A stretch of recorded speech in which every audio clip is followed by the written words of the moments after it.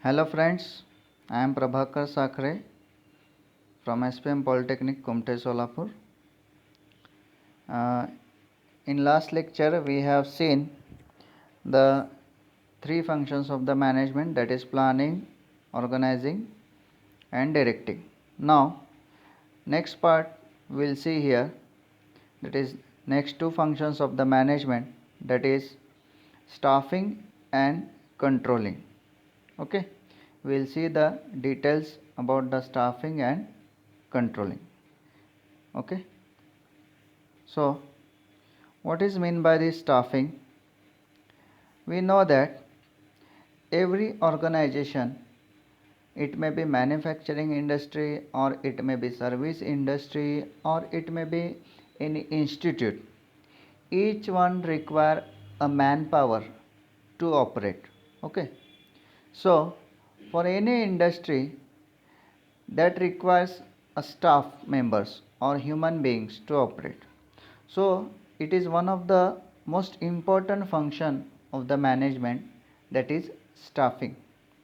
So we will see the details about the staffing. What is meant by the staffing, what is the staffing procedure and what is the importance of staffing. We will go through the details here. So we will move towards the definition. Staffing is the function by which manager build an organization through the recruitment, selection and development of individual as a capable employees. This is by definition by McFarland.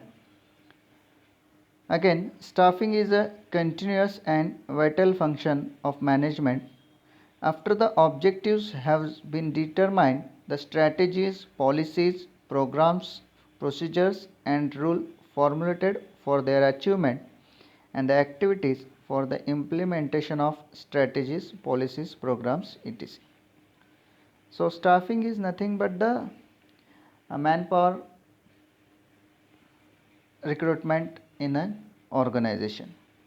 Okay, so what is the importance of staffing? We will see here. Filling the organizational positions. Each organization have a different levels of managerial levels, that is lower level management, middle level management and higher level management. And below the lower level management there are workers or subordinates working in an organization in shop floor. So filling the organizational positions at every level of organization, there needs a human or manpower, so that needs to be positions needs to be filled. Developing competencies to the challenges, this is one of the importance of the staffing. Retaining personnel into professionalism, means when any human being get some skills, knowledge and that skill he will apply to industry, then it becomes professionalism. Okay, any human being utilizes its own skills to make some productive efforts or to make some productive work, so that becomes his profession. So this is nothing but the retaining the personnel into professionalism. This is one of the importance of the staffing. And next one, optimum utilization of the human resources. The word here optimum utilization of the human resources means that how much amount of manpower required for a particular work. This is the optimum utilization. Means if suppose for doing a particular kind of work, if suppose 100 employees are required, so 100 employees are associated with that work, not more than the 100 or not less than the 100. This is nothing but the optimum utilization. Optimum utilization applies to all the resources, but we are dealing here with the staffing or manpower of the organization. So here is the optimum utilization of human resources. Next, what is the staffing process? We will see here. Analyzing manpower requirement. as I have already told, for particular work to be done, how much manpower is needed, we should have to analyze. Okay, so it is making an analysis of work and estimating the manpower requirement to accomplish the same. Okay, next one, recruitment. After analysis, we will recruit the actual people for that work.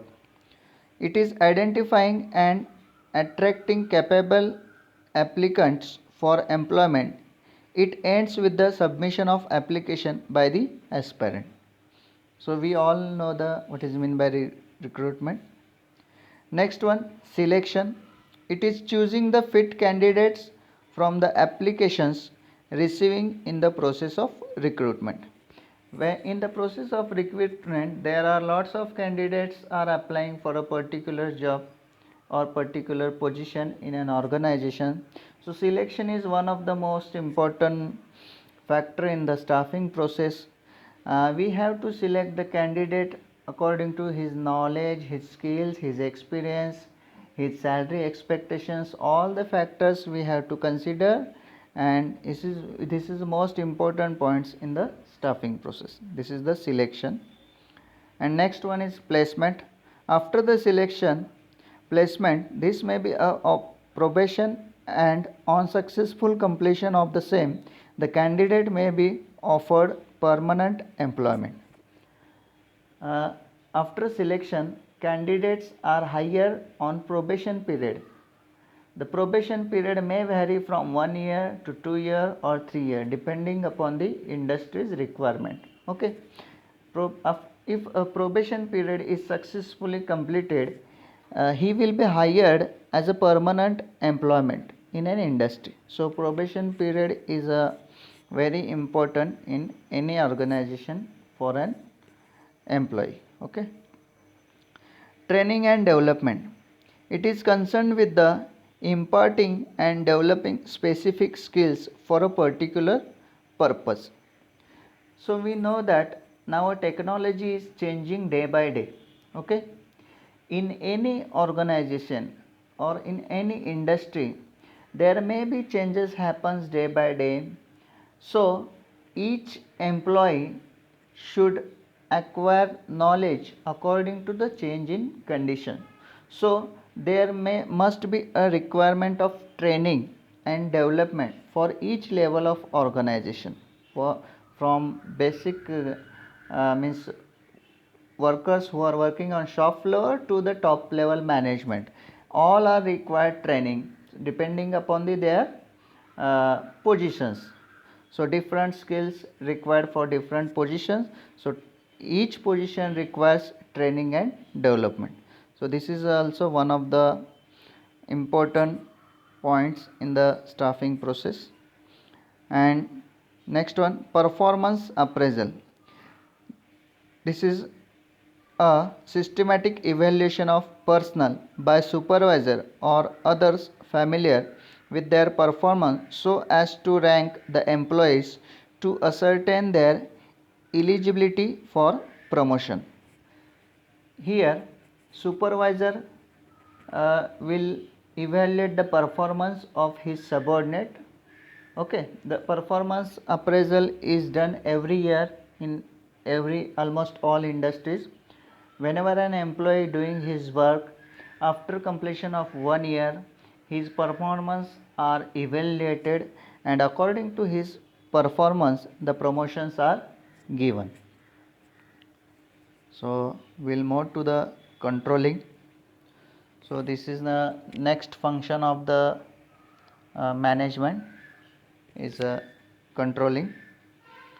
So we all know the word itself indicates the controlling means here we are controlling something. So or what we have to control. So controlling, we'll see the details here.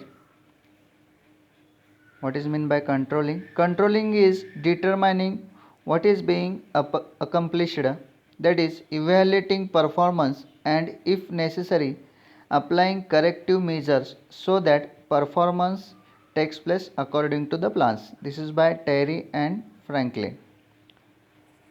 Okay. In controlling process, organizations have decided some predetermined goals, tasks, or objectives.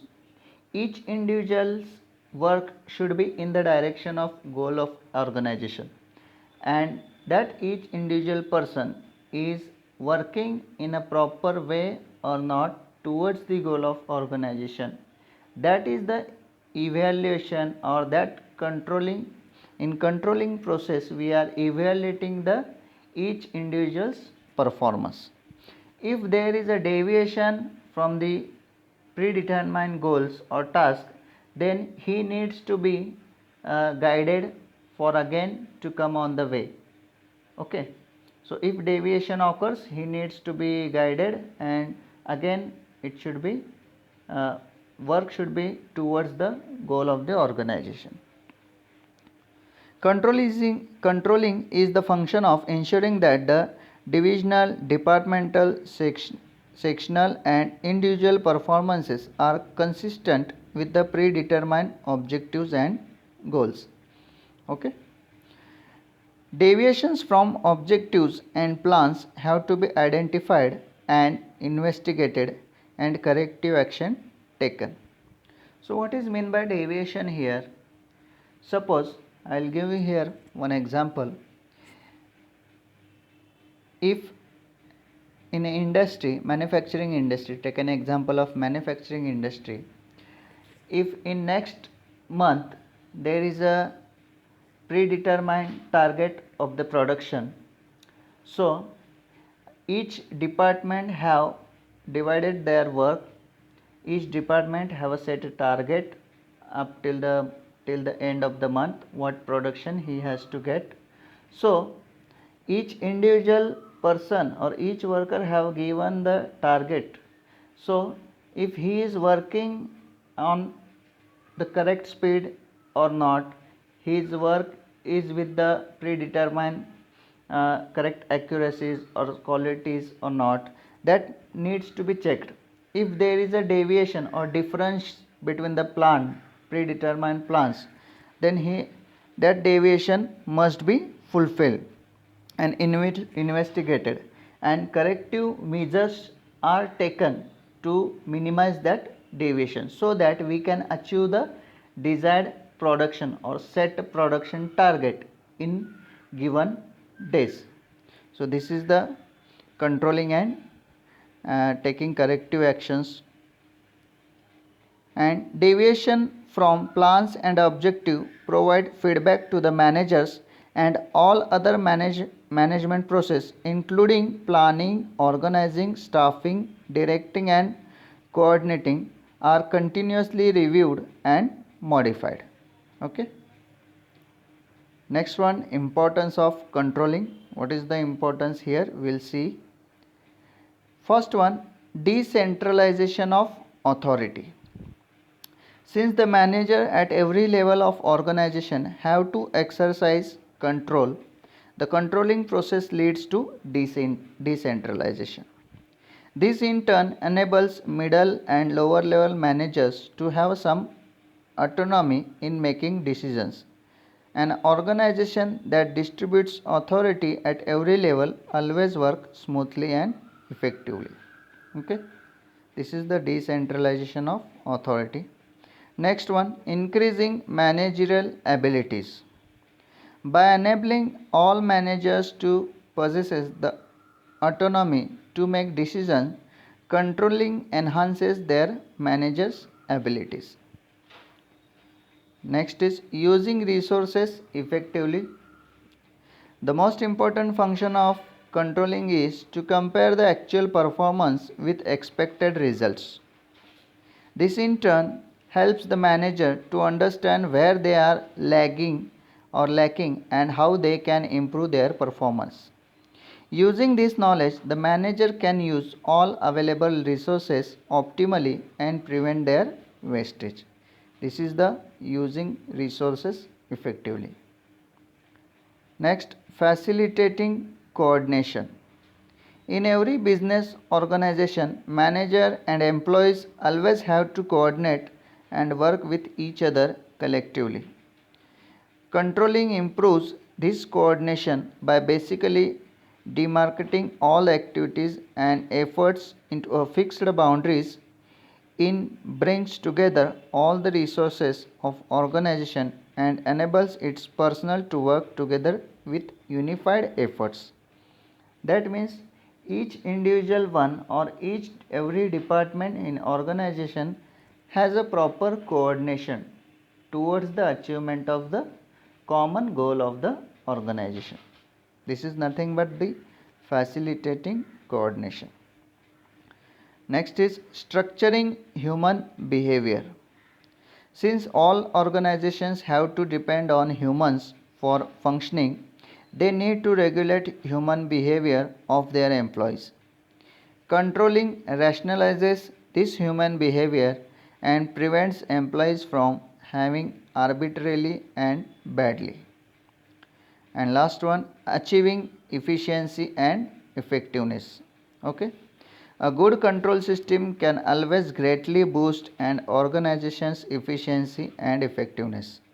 It generally does this by identifying deficiencies in organizations' functioning and suggesting improvement measures for achieving the goal.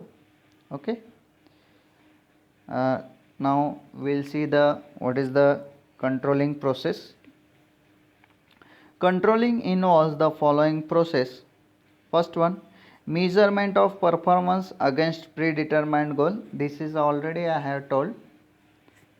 Second one, identification of deviations from these goals, means if work is not going properly according to the plan, if we observe some deviations from the plans, then that deviations must be observed and we have to take a corrective actions on that, and corrective actions to be rectify deviations, means deviations, how to minimize that deviation, we have to take some measures or we have to take some corrective actions on that. This is the nothing but the controlling process. Okay friends, I think I have explained all the functions of the management here.